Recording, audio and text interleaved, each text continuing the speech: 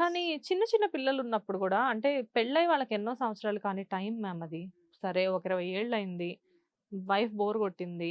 అలా అనుకునే మగవాళ్ళు ఉంటారేమో. కానీ మొన్న మొన్న పెళ్ళిళ్ళైన వాళ్ళే వీళ్ళందరూ కూడా.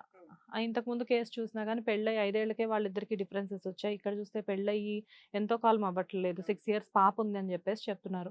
అండ్ ఒక సందర్భంలో పాప కూడా నా పాప కాదు అని కూడా చెప్తున్నారు. అంటే ఇలాంటి రిలేషన్స్ వైఫ్ మీదే కాకుండా పిల్లల మీద కూడా ఇంపాక్ట్ చూపిస్తాయా? ఖచ్చితంగా చూపిస్తాయి. చెప్పు తీసుకుని కొట్టాలి ఇట్లాంటి వాళ్ళని. హ్మ్. చెప్పు తీసుకుని అక్కడే కొట్టాలి. ఎవరు కొట్టాలి? పెళ్ళాం కాదు కొట్టాల్సింది, ఎదురుగుండా ఉన్నాళ్ళు కదా, వాళ్ళు కూడా దేశంలో పౌరులే. మేము మీడియా అని చెప్పేసి అని మనం తీసుకుంటున్నాం, కానీ మనం కూడా బాధ్యత ఉన్న మనుషులము. అక్కడ మర్చిపోతున్నాం మనము. లేదా ఈ మాట విన్న తర్వాత వాడి చుట్టుపక్కల ఉన్న వాళ్ళందరూ పోయాడిని చెప్పుతో కొట్టాలా.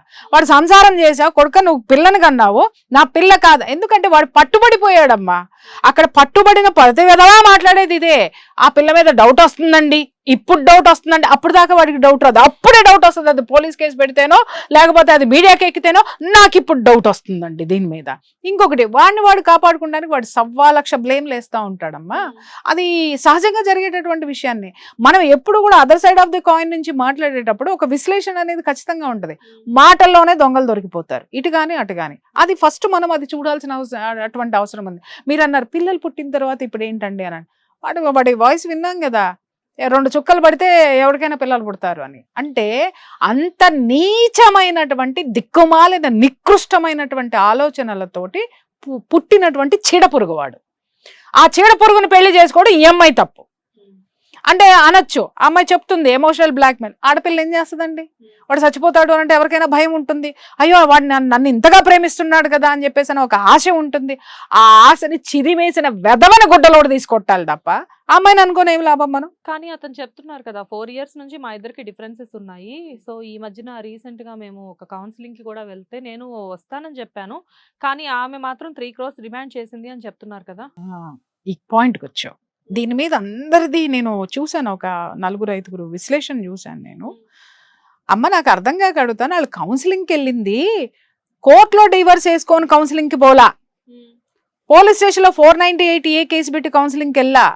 అతగాడు ఆ అమ్మాయిని ఫిజికల్ థ్రెట్ చేశాడు. అర్థమైందా? ఆ అమ్మాయి పడిపోయి తొంటి ఇరిగిందో కాలో ఇరిగింది, ఆ అమ్మాయికి చెయ్యి ఇరిగింది, కాలు ఇరిగింది. ఆ అమ్మాయి ప్రొటెక్ట్ చేసుకుంటానికి దిశకి వెళ్ళి పెట్టింది. అర్థమైందా?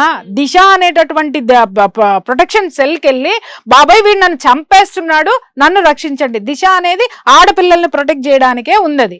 అటువంటి చోట పెట్టినప్పుడు వీళ్ళిద్దరు భార్యాభర్తలు కాబట్టి, అదే పక్కనోడైతే లోపలేసి ఉండేవాళ్ళు, వీళ్ళిద్దరు భార్యాభర్తలు కాబట్టి కౌన్సిలింగ్కి పిలిచారు. వాళ్ళు కౌన్సిలింగ్కి పిలిచినప్పుడు ఆ అమ్మాయి ఏం మాట్లాడింది అని అంటే, వాడు చంపేసే సిచ్యుయేషన్ లో వాడు ఉన్నాడు, అమ్మా కాపురం చేసుకోండి అని వాళ్ళు చెప్తే, నేనైనా అదే చెప్తా. అమ్మ ఎందుకు వచ్చిన గొడవ, కాంప్రమైజ్ అవ్వండి అని అంటే, వాడు ఆ కేసు నుంచి బయటపడడానికి వాడేమన్నాడు, మేము బరంపురం అండి కాబట్టి మేమిద్దరం అదేంటి కలిసి బతికేస్తామండి, కేసు నుంచి బయటికి రావడానికి అన్నాడు. ఆ మాట అన్నాడు. Note this point, underline this point the public. నేను పబ్లిక్ చెప్తున్నాను నేను. వాడు కేసు నుంచి బయటపడడానికి రాజీకి వచ్చాడు, వీడేంటో చెప్పడానికి ఆ అమ్మాయి 3 కోట్లు ఇస్తే నేను వీటితో కాపురం చెయ్యను, నాకు భరణం కింద 3 కోట్లు ఇస్తే వీడికి ఇప్పుడే విడాకులు ఇచ్చి అవతల వారేస్తానంది. సహేతుకం 3 కోట్లు అనేది ప్రతి ఒక్కడూ పైకి లేపి మరి మాట్లాడుతూ ఉన్నాడు. నేను మాట్లాడుతున్నాను, ఇవాళ కోట్లే భరణం ఇస్తున్నాయండి ఆడదానికి. అది చట్టరీ లీగల్ గా ఉన్నటువంటి విషయం. ఎందుకు అడగకూడదు? ఆ పిల్ల జీవితాన్ని నాశనం చేశాడు, ఇంకొక పిల్లని కానీ రోడ్డు మీద పడేశాడు, వాడిని ఎందుకు డిమాండ్ చేయకూడదు? అంటే డిమాండ్ చేసినంత మాత్రం ఈ అమ్మాయి పాతివ్రత్యానికి అర్హురాలు కాదా? ఈ అమ్మాయి కమర్షియల్ వేలో ఆలోచించింది అనేటటువంటి ఆలోచనలు ఎందుకు వస్తున్నాయి మీకు? అమ్మాయి బ్రతకద్దా? రేపొద్దున వీడు వదిలిపెట్టేసి వెళ్ళాడండి. సమాజంలో ఒంటరి ఆడది ఎన్ని ఫేస్ చేయాలండి? దాంట్లో ఒకటి major part financial issue. Financial గా అమ్మాయిని కుదిపేసి ఆ అమ్మాయి దగ్గర డబ్బు కూడా తీసుకుని ఇటు దిక్కుమాలిన ఒక జాతీయ అవార్డు సినిమా ఒకటి తీశాడు. అర్థమైందా? ఆ అమ్మాయి డబ్బులతోటే ఆ అమ్మాయి అప్పులు చేసి మరీ ఇచ్చారు. వాళ్ళ కుటుంబాన్ని నాశనం చేశాడు ఆర్థికంగా, ఈ అమ్మాయిని నాశనం చేశాడు. ఓ పిల్లని కానీ అక్కడ పడేసి, ఈ చండాలులకి దరిద్రపు గుండా కొడుకులకి వచ్చేటటువంటి మాయరోగం ఏంటంటేనమ్మా, పెళ్లి చేసుకోగానే అది పక్కకి వెళ్ళకూడదు అంటే ఒక పిల్లనో కానీ వదిలేస్తారు, చచ్చినట్టు పడి ఉంటది. లేదా రేపొద్దున ఆ పిల్లోడు కోసమైనా సరే అది నోరు మూసుకొని ఉంటుంది, ఈ మనల్ని ఏ విధమైనటువంటి డిమాండ్ చెయ్యదు అనేటటువంటి ఒక నటోరియస్ క్రిమినల్ ఆలోచన అన్నమాట ఇది. చాలా మంది సంసారాల్లో నేను చూశాను, నేను కౌన్సిలింగ్ చేశాను, నేను గమనించాను కాబట్టి నేను చెప్తున్నా. అదేంటంటే లైసెన్స్ అన్నమాట. వాళ్ళు దిక్కుమాలిన పనులన్నీ జీవితంలో చేసేయడానికి పిల్లలు పుట్టించడం అనేది ఒక అర్హత, పిల్లలు ఒక లైసెన్స్ అనమాట వీళ్ళకి. భార్య ఎక్కడికి వెళ్ళదు అని అంతే, భార్య ఎక్కడికి వెళ్ళదు, అది ఇంట్లో ఉంటుంది. పిల్లల్ని పుట్టిస్తే పిల్లల కోసమే కదమ్మా ఇవాళ ఇదన్నీ పడి చచ్చేది జనాలందరూ కూడా. ఆ అమ్మాయి 4 సంవత్సరాలు వాడికి విడాకు లేకుండా ఎందుకుంది? ఏ రోజుకైనా వెనక్కి వస్తాడు. అంతకుముందు ఇంకొక అమ్మాయి 5 సంవత్సరాలు ఎందుకు వెయిట్ చేసింది విడాకులు ఇవ్వకుండా? ఏ రోజుకైనా వస్తాడు. ఎందుకు? ఈమె కోసమా? ఆడపిల్ల. ఇక్కడ ఆడపిల్ల ఇట్లాంటి ముదురు చండాలు అందరికీ, ఇట్లాంటి దగులుబాజీ నాయలందరికీ కూడా ఒక పెద్ద సర్టిఫికేట్ అనమాట. తిడుతున్నానని చెప్పేసి అని మీరు ట్రోల్ చేసుకున్నా నాకు బాధ లేదు. ఎంతో మంది ఆడపిల్లల కన్నీళ్లు చూసా, పసిబిడ్డల జీవితాలు రోడ్డు పాలైనవి చూశాను కాబట్టి ఆ బాధతోటి నేను మాట్లాడుతున్నానమ్మా. సో మొన్న శిల్ప ఎదురు చూసినట్లే ఈ రోజు నక్షత్ర ఎదురు చూసారంటారు. ఇవాళ ఈ అమ్మాయి 3 కోట్లు అడిగిందనేది తప్పు పట్టే వెధవలందరికీ, పిచ్చమహాలందరికీ నేను చెప్తున్నాను. ఇవాళ అదే శిల్పకి ఆర్థిక సహాయం లేక ఆ అమ్మాయి ఇవాళ మీడియా ముందుకు వస్తే ఎంతో మంది దగ్గర ఆ అమ్మాయి పాప సహాయం తీసుకోవాల్సిన దుస్థితిలోకి ఎందుకు పడింది? మరి వాడు చూస్తేనే బెంజ్ కార్ల మధ్య హైఫై పాష్ జీవితంలో ఐఫోన్లు తోటి వాడు షూట్లు చేసుకుంటూ బ్రహ్మాండంగా బ్రతికేశాడు. వాడికి ఎక్కడ లోటు లేదు. మరి ఈ అమ్మాయి గంజి తాగడానికి కూడా ఈ అమ్మాయికి గతి లేదు. ఈ అమ్మాయి ఇవాళ ఎక్కడికి వచ్చింది ఫైనాన్షియల్ గా నిలబడడానికి? ఇక్కడ ఈ అమ్మాయి మీద జాలి చూపిస్తాం వాడేమి ఇవ్వలేదని. ఈ అమ్మాయి 3 కోట్లు అడిగినందుకు ఈ అమ్మాయిని మనం తప్పుపడదామా? ఎంతవరకు కరెక్ట్ అడగమ్మా ఈ మనుషుల్ని. కానీ మేడం ఇక్కడ ఒక చిన్న విషయం, 4 సంవత్సరాలు అయినా కానీ వీళ్ళిద్దరి మధ్యన ఇంత జరుగుతుంటే 4 సంవత్సరాల నుంచి ఈ అమ్మాయి మీడియా ముందుకు అసలు ఎందుకు రాలేదు? ఎందుకు వస్తారు తల్లి? సర్దుకుపోదామనే వస్తారు. ఎవరికైనా ఓర్పు ఉన్నంత వరకు భరిస్తారు. 1, 2 నేను నిన్న ఒక దెబ్బ కొట్టాను, ఫోన్లే పెద్దావిడ ఏదోలే అనుకుంటా భయంతో ఊరుకుంటాం. మళ్ళీ 2వ సారి కొట్టాను. కొట్టిన తర్వాత నీలో ఒక వెర్షన్ వస్తుంది, ఎదురు తిరుగుదామని మళ్ళీ అనుకుంటా ఎవడికి ఇన్ఫ్లుయెన్స్ ఉంది, ఎందుకు వచ్చిన గొడవ, నన్నే బదనాం చేస్తుందేమో. టప్ప టప్ప టప్ప టప్ప టప్ప వేసి కొడుతూనే ఉన్నాను నేను. చివరికి ఏం చేస్తావు? ఎదురు తిరుగుతాం కదా, ఖచ్చితంగా తిరుగుతావు. ఇప్పుడు అమ్మాయి చేసింది అదే. ఓర్పు ఉన్నంత వరకు, గుప్పెట పట్టినంత వరకు పట్టింది అమ్మాయి. అమ్మాయికి ఇంకా అసలు లేదు, ఓపిక లేదు. అమ్మా ఈ అమ్మాయిని ఏమీ లేకుండా వాడు పోషించక, ఈ అమ్మాయికి శారీరక సంసార జీవితమూ లేక, ఈ ప్రేమలో వీడి గుడ్డు గూసు, వీడి దౌర్భాగ్యము, ఇది మొత్తం తీసుకెళ్ళి ఇంకొక దానికి దోచిపెడుతుంటే ఈ అమ్మాయి పిచ్చిదా? పెళ్లి చేసుకొని నీతో ఇంకా వీడి భాషలో చెప్పాలంటే వీడితో పడుకొని ఒక బిడ్డని గాని నువ్వు మగాడివరా అని ఈ ప్రపంచానికి ప్రూవ్ చేసి నా మొగుడు అని ఒక ట్యాగ్ వేయించుకున్న తర్వాత ఈడు పోయి అదే ఇక్కడేమో భార్యను చూస్తే 3 రాదు, వీడికి ప్రేమ రాదు. ఇంకొక బజార్ దాన్ని లేకపోతే బజార్ మనుషుల్ని చూస్తే వీడికి ప్రేమలు తెగ వచ్చేస్తాయా? దాంట్లో చూసాం అక్క అనేటటువంటి వరుసను కూడా వదిలేసేసి వాడు అడిగాడు అని చెప్పేసి ఒక ఆడియో కూడా వచ్చింది. అది ఎంతవరకు కరెక్ట్ పక్కన పెడితే వీడు అలాంటి వాడే అనిపిస్తా ఉంది కదా. ఫస్ట్ వావి వరుసలు లేనటువంటి ఇట్లాంటి చీడ పురుగులు ప్రపంచంలో సమాజంలో ఎంతో మంది ఉన్నారమ్మా. నా అమ్మాయి ఇంకో విషయం కూడా మెన్షన్ చేసింది, కంపల్సరీగా నాకు వర్జినే కావాలి, వన్స్ నీతో కాపురం చేశాక నువ్వు వద్దు అని చెప్పేసి నన్ను నా భర్త ఇలా అంటున్నాడు అని చెప్పేసి అంటుంది. అంటే ఒక సైకో వాడితో ఒక అంటే ఏం మాట్లాడాలి, దీనికి ఏం సమాధానం చెప్పాలా? భార్యాభర్తల బంధం అంటే వీడిని పబ్లిక్ గా ఉరేసి ఏం చేయాలో అది చేయాలా. సౌదీనో లేకపోతే అట్లాంటి చోట్లకి వెళ్ళి పంపిస్తే ఆ వర్జిన్ దేనికోసం కావాలో అది కట్ చేసి వీడిని ఏలాడేస్తారు, వీడిని రోడ్డు మీద ఏలాడేస్తారు. అలాంటి పనిష్మెంట్లు ఏమన్నా ఉంటే ఈ దగులుబాజీ దరిద్రపు నా కొడుకులకి కరెక్ట్ గా దారిలోకి వస్తారు వీళ్ళందరూ. వీళ్ళందరికీ లేకుండా సమాజంలో కూడా నాకెందుకులే మాదెందుకులే అని ఊరుకోబట్టే, ఎవరికి వాళ్ళు ఊరుకోబట్టే ఇవాళ ప్రతి ఒక్క సంసారాల్లోనూ ఈ యొక్క సహజీవనాలు స్టార్ట్ అయిపోయినాయి. ప్రతి ఒక్క ఇంట్లోకి, ప్రతి ఒక్క కూతురు జీవితంలోకి, ప్రతి ఒక్క కొడుకు జీవితంలోకి, ప్రతి ఒక్క ఇంట్లోకి వచ్చి చేరిపోయినాయి ఇవన్నీ. మ్యామ్ మీకు పెళ్ళైంది, నాకు పెళ్ళైంది, ఇది కామన్ గా అడుగుతున్నా. భార్య దగ్గర లేనిది బయట మనిషి దగ్గర ఏముంటుంది? వాళ్ళని అడగాలి. ఎందుకంటే ఎవరి దగ్గర నుంచి అయినా దొరికేది అదే కదా. ఇప్పుడు అదే వాడు క్లియర్ గా చెప్పాడు కదా, నువ్వు వర్జిన్వి నువ్వు అయిపోయావు, ఇంకో వర్జిన్ కావాలన్నాడు. వీడికి కూడా నీ టేస్ట్ అయిపోయింది, ఇంకో టేస్ట్ కావాలి. అర్థమైందా? బట్ రోజుకొక వర్జిన్. ఇప్పుడు ఇంట్లో చేసిన ఉప్మా రోజు చేసే ఉప్మా కదమ్మా, అది బోర్ కొట్టేసింది. పక్కన బయటికి వెళ్ళి చూసిన తర్వాత ఆ ఉప్మాలో పురుగులు వేస్తారు, పెంట వేస్తారు, ఏమేస్తారు. ఈ దరిద్రాలన్నీ కొన్ని చూసి ఐస్ క్రీముల్లో ఏం కలిపాడు, ఇంకో దాంట్లో అవన్నీ రంజుగా తింటాం మనము. ఎందుకంటే దరిద్రానికి అలవాటు పడిపోయినటువంటి ఈ బుర్ర దరిద్రాల వైపుకే వెళ్తుంది. శుచి శుభ్రత ఎవరికి అవసరం లేదు. ఇలాంటి కక్కుర్తి వెధవలు అంటారు వీళ్ళని. కక్కుర్తితనం ఉన్నటువంటి వెధవలందరూ వేసే బజార్ వేషాలు అనమాట ఇవన్నీ కూడా, ఆడవనే మగవని.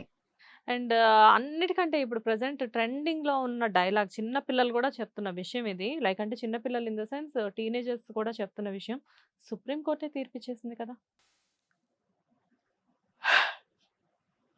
సుప్రీంకోర్టు తీర్పిచ్చిందని ప్రతి ఒక్క నా కొడుకుని, ప్రతి ఒక్క చెత్త మొహాన్ని, ఆడాళ్ళని తిట్టకూడదు కాబట్టి తిట్టకూడదు, ఎందుకంటే వాళ్ళని నేను తిట్టానంటే 100 మంది బయలుదేరుతారు కాబట్టి, కానీ తిడతా. చెత్త వీళ్ళకి చెప్పులు తీసుకుని కొట్టాలి. ఒరే దరిద్రుడా, అమ్మా పతివ్రతా శిరోమణి, అసలు సుప్రీంకోర్టు ఎన్ని పేజీలు తీర్పిచ్చిందో నీకు తెలుసారా? చదవమను. సుప్రీంకోర్టు తీర్పు, ఆ తీర్పు మీద ఎన్ని పేజీలు ఉందో చెప్పాను. ఇది అనవసరం. సుప్రీంకోర్టు బతకమంది, కానీ ఏ గ్రౌండ్స్ ఉన్నాయి దానికి? జనానికి ఏది కావాలో దాన్ని మాత్రమే గుర్తుపెట్టుకొని మిగతాదంతా వదిలేసారు. ఎందుకంటా నాలాంటి వాళ్ళ దగ్గర మాట్లాడమను, అప్పుడు నేను మాట్లాడతాను కదా. నీలాంటి వాళ్ళ దగ్గర, ఇంకొకళ్ళ దగ్గర, సామాన్యుల దగ్గర మాట్లాడితే మూసుకుని కూర్చుంటారేమో. నా దగ్గరకు వచ్చి సుప్రీంకోర్టు బతకమంది అని అంటే, ఆ సుప్రీంకోర్టు ఏం చెప్పిందో తేరా బాయ్. నీకు నచ్చినటువంటి దానికి నువ్వు అండర్లైన్ చేసావు, నీకు పడే శిక్షల్ని నేను అండర్లైన్ చేస్తా. నువ్వు నాకు కలిగి ఇచ్చేటటువంటి ఇన్కన్వీనియంట్ ని నువ్వు ఈ పని చేస్తూ యాంటీ సోషల్ సిచ్యుయేషన్స్ ని క్రియేట్ చేస్తూ నాకు నీకు వ్యక్తిగత స్వేచ్ఛ ఉన్నప్పుడు నా హక్కులు నాకు లేవా? నా హక్కులకి భంగం కలిగినప్పుడు నువ్వు ఏం చేస్తున్నావో ఆ పనిని ప్రశ్నించే హక్కు కూడా నాకే ఉంది. This is the point. నీకు సుప్రీంకోర్టు నీ వ్యక్తిగతంగా ఇష్టం వచ్చినట్టు బ్రతికే హక్కు ఉంది, అలాగే నా వ్యక్తిగతమైనటువంటి హక్కుల్ని హరించే పని నువ్వు చేస్తున్నప్పుడు నీ మీద 100 కేసులు పెట్టేటటువంటి వెసులుబాటు నాకు దండిగా ఉంది. నీకంటే నీకు ఇంకా ఒక పదమే వాడతాను, నేను 14 సెక్షన్లు చెప్తా నీ మీద పెట్టడానికి. Are you ready? దిక్కుమాలిన మాటలు మాట్లాడకండి. లా తెలుసో తెలీదు, కాకపోతే ఏంటంటే హెడ్డింగ్ లైన్ ఒకటే అందరికి ఆకర్షితంగా ఉంటుంది. కలిసి బతకొచ్చు, సుప్రీంకోర్టు తీర్పు. సహజీవనం కరెక్టే, సుప్రీంకోర్టు తీర్పు. సహజీవనం ఎవడికి కరెక్ట్ అంది, ఏ పరిస్థితుల్లో కరెక్ట్ అంది, అది మితిమించిపోతే ఎవరికి ఏ హక్కులు ఉన్నాయి అది కూడా చదివి అదొకటి ఉంటది మాట్లాడమని. అంతేగాని మీడియా వాళ్ళు ఇదే మాట్లాడి, ఇంకొకళ్ళు ఇదే మాట్లాడి, ఎవడన్నా సుప్రీంకోర్టు తీర్పిచ్చిందంటే మీడియా ఏం చేయాలా? ఇమ్మీడియట్ క్వశ్చన్ వేయాలి. అరే సుప్రీంకోర్టు నీకు తీర్పిచ్చిందిరా, మరి నీ పెళ్ళాన్ని అన్యాయం చేయమని ఏ కోర్టు తీర్పిచ్చిందని అడగాల. ఇంకొకటి, నువ్వు బిడ్డను కానీ నువ్వు ఈ విధంగా బజార్ తిరుగులు తిరుగుతుంటే ఆవిడ భవిష్యత్తును ఏం చేయమని ఏ సుప్రీంకోర్టు చెప్పిందని అడగమని చెప్పండి. ఇవి ఎందుకు అడగరు క్వశ్చన్లు? మన విలేకరులకు ఎందుకు రావు ఈ ప్రశ్నలు? అంటే మేడం, ఈ క్వశ్చన్స్ గురించి ఎన్నిసార్లు ఎన్ని విధాలుగా మీలాంటి వాళ్ళ దగ్గర నుంచి మేము తీసుకున్నా గానీ, ఈ ఫైనల్ గా ఎండ్ ఆఫ్ ది డే ఏమవుతుందంటే, మీతో ఇంటర్వ్యూ చేసుకొని మేము బయటికి, మీతో ఒక ప్రోగ్రామ్ చేసుకొని మేము బయటికి వెళ్ళిన తర్వాత దాన్ని మిలియన్స్ లో వ్యూస్ వచ్చినప్పటికీ కూడా నెక్స్ట్ డే మళ్ళీ ఇలాంటి కేసెస్ రిపీట్ అవుతూనే ఉన్నాయి. కింద కామెంట్స్ లో చూస్తుంటే మీరు అడగడం లేదు కదా తల్లి, మీరు అడగడం లేదు. వాడు నిన్న మాట్లాడినాడు, ఎలా వస్తారండి నా ప్రైవేట్ దాంట్లోకి అని అంటే, నువ్వు ప్రైవేట్ వ్యవహారాలు చేసుకుంటే ఎవరు రారు, పబ్లిక్ ని ఇబ్బంది పెట్టే వ్యవహారాలు వస్తే చెప్పులు తీసుకుని చుట్టుపక్కల ఉన్న పబ్లిక్ కూడా వస్తుంది. అది ఎందుకు క్వశ్చన్ చేయరు?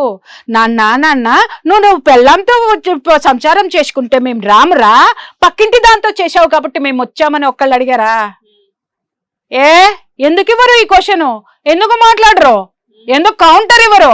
ముందు దద్దోజనం తనమంతా మన దగ్గర ఉంది, మన దగ్గర పెట్టుకుని ఎదుటాళ్ళని ఎందుకు మాట్లాడదాం? మాలాంటి వాళ్ళని ఎంత గొంతు విప్పి మాట్లాడినా, ఎంత గొంతు చించుకుని అడిగినా, మా వాయిస్ ని పబ్లిక్ లో తీసుకెళ్లాల్సింది మీరు. మేము ఇక్కడ మాట్లాడే పాయింట్స్ మీరు పబ్లిక్ లో ఎందుకు అడగరు? వాళ్ళని ఎందుకు క్వశ్చన్ చేయరు? మేము మిమ్మల్ని ఎడ్యుకేట్ చేస్తున్నాం కదా, మీరు స్ప్రెడ్ ఎందుకు చేయరు? లేదు మ్యామ్, యాక్చువల్ గా అక్కడ ఉన్న మీడియా పీపుల్ మా హిట్ టీవీ నుంచి కూడా వైజాగ్ పర్సన్ వెళ్ళడం, అక్కడ గట్టిగా మాట్లాడడం జరిగింది. కానీ అక్కడ అతను చెప్పేదంతా ఎలా ఉందంటే, కంప్లీట్ గా ఇదంతా ఫాల్స్ ఎలిగేషన్ మాత్రమే, నాకు అక్కడ సారా అని ఒక అమ్మాయి ఉంది, ఆ అమ్మాయికి ఎటువంటి సంబంధం లేదు అని చెప్తున్నాడు. ఒక మాట, నువ్వు నా ఆఫీస్కి వచ్చావమ్మా, ఐఎమ్ మెయిల్, నా కోసం వెయిట్ చేసావు, ఎక్కడ వెయిట్ చేస్తావు? హాల్లో కదా, కొంచెం ఇంటిమసీ ఉంది, ఎక్కడ వెయిట్ చేస్తావు? మీ క్యాబిన్ లో. క్యాబిన్ లో ఎక్కడ వెయిట్ చేస్తావు? చైర్ లో కూర్చుని ఉంటాను. పక్కన పరుపేసుకున్నా నేను. పరుపు మీద ఎలా కూర్చుంటాం? మరి ఎందుకు పడుకుందావా? నీ బెడ్ మీద ఎవడు పడుకుంటాడు? అపోజిట్ జెండర్ గురించి మాట్లాడుతున్నా, సేమ్ జెండర్ గురించి మాట్లాడలా. నువ్వు నేను అమ్మాయి కాబట్టి నా ఇంటికి, నా బెడ్రూమ్ లో కూడా నిన్ను ఆహ్వానిస్తే నువ్వు హ్యాపీగా మేడం పడుకుంటాను అనొచ్చు, లేదా అక్క పడుకుంటాను అనొచ్చు, లేకపోతే ఆంటీ పడుకుంటాను అనొచ్చు. పడుకోమ్మ కొంచెంసేపు రెస్ట్ తీసుకో అంటాను, నా పని నేను చేసుకుంటా. అది ఎవరికి అభ్యంతరం కాదు ఈ ప్రపంచంలో. అది అర్థమైందా? అది సహజ విరుద్ధమేమి కాదు.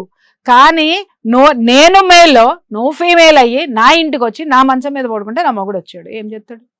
డెఫినెట్ గా. చెప్పోడు తీసుకొని కొడతాడు. బర్రా బర్రా జుట్టు పట్టుకొని బయటికి లాగి నిన్ను నన్ను కలిసి బయటికి వేసి చెప్పులతో అందరితోటి కొట్టించని కూడా కొట్టిస్తారు. ఎందుకు కొట్టిస్తారు? అది సహజ విరుద్ధమైనటువంటి పని, కానీ సంఘ మీరు చాలా విరుద్ధమైన బెస్ట్ ఫ్రెండ్స్ అని చెప్తున్నారు. ఫ్రెండ్షిప్. నేను ఇప్పుడు అదే చెప్పింది, నువ్వు మేలు నేను ఫీమేల్, అర్థమైందా? ఆ ఫీమేల్ కి బొగా ఫ్రెండ్షిప్ ఎక్కడ కుదురుతుంది? పోనీ నువ్వు చెప్పు, నేనింట. ఆడ కుదురుతుంది? మంచం మీదకి వెళ్ళి పడుకునే ఫ్రెండ్షిప్ ఏం ఫ్రెండ్షిప్ అమ్మా? నాకు ఉన్నారు బోల్డ్ మంది ఫ్రెండ్స్, 25 ఏళ్ళ నుంచి 30 ఏళ్ళ నుంచి ఫ్రెండ్స్ ఉన్నారు. ఏ రోజు వెళ్ళినా హాల్ వరకే కూర్చుని ఉంటాం, మళ్ళీ మాట్లాడితే అందరం కలిసి ఫ్యామిలీలతో సహా వెళ్తాం. లేదు వృత్తిపరంగా ఎక్కడికి వెళ్ళినా కూడా ఎవడి గది వాడిది, ఎవడి తిండి వాడిది, ఎవడి కంచం వాడిది. కంచాలు పంచుకునేటటువంటి ఫ్రెండ్షిప్లే ఇట్ట చెప్పు దెబ్బలు తింటాయి. అండర్స్టాండ్? అక్కడ చెప్పు దెబ్బలు పడింది దేనికోసం పడ్డారు? మీరిద్దరు పక్కనే కుర్చీలో కూర్చొని చెప్పు దెబ్బలు కొడితే ఆ అమ్మాయికి వ్యతిరేకత వచ్చేది. అమ్మాయి ఎక్కడ చూసాం? మీడియాలోనే డైరెక్ట్ గా చూసాం. ఇలా ముడుచుకొని బెడ్ మీద పడుకొని ఉంది, పరుపు మీద పడుకొని ఉంది. ఇంత గొడవ జరుగుతున్న అమ్మాయి లాగలా హ్యాపీగా పడుకొని ఉంది. అంటే వాడు చూసుకుంటాడులే, వాడు ఏమన్నా చేసుకుంటాడులే. అంటే ఏ స్థితికి మీరిద్దరు సమాజాన్ని దాటి వెళ్ళిపోయారు? ఒక్క మాట చెప్పండి. ఒకళ్ళనొకళ్ళు కొట్టుకుంటున్నారు ఆ టైంలో. ఇంకొక విషయం, వీళ్ళందరూ ఏంటంటే సమాజంతో మాకు పని లేదు, సమాజం ఎలా అనుకుంటే మాకెందుకు అని మాట్లాడుతూ ఉంటారు కదా. మరి వాళ్ళ ముఖం కప్పుకొని ఎందుకు పోతారు అందరూ? కొంతమంది అలాగే మాకు ఏమీ లేదండి, నేను ఇక్కడికి జస్ట్ వచ్చానండి, మేము ఫ్రెండ్స్ అండి, మేము పోలీసులతో మాట్లాడతామండి. పోలీసోడైనా సమాధానం చెప్పాల్సిందే బిడ్డ, రేపొద్దు నువ్వు ఈ సమాజంలోకి రావాల్సిందే బిడ్డ. అండ్ వన్ మోర్ థింగ్, ఆడపిల్లల తల్లిదండ్రులకి నేను చెప్తున్నాను, మీ పిల్లల్ని జాగ్రత్తగా కనిపెట్టి ఉండండి. మీ పిల్లలు సున్నితంగా ఉన్నారు, వాళ్ళు ఏమన్నా మేము చేస్తామంటే, వాళ్ళ అమ్మాయి తల్లిదండ్రులు రోడ్డు మీదకి వచ్చారా లేదా? ఆ అమ్మాయి తల్లిదండ్రులు ప్రపంచానికి కనిపించకపోవచ్చు, కానీ ఆ అమ్మాయి ఎవరో తెలిసిన వాళ్ళందరూ వాళ్ళ తల్లిదండ్రులు ఈ పాటికి 100 క్వశ్చన్లు వేసి ఉంటారా లేదా? వాళ్ళు ఎవరికి ప్రముఖ పొలిటీషియన్ కూతురు అంటున్నారు. ప్రముఖ పొలిటీషియన్ కూతురికి ఏం కర్మ పట్టిందమ్మా? ఎవరితోనో చెప్పు దెబ్బలు తినే కర్మ? అదే అడుగుతున్నాను తల్లిదండ్రుల్ని.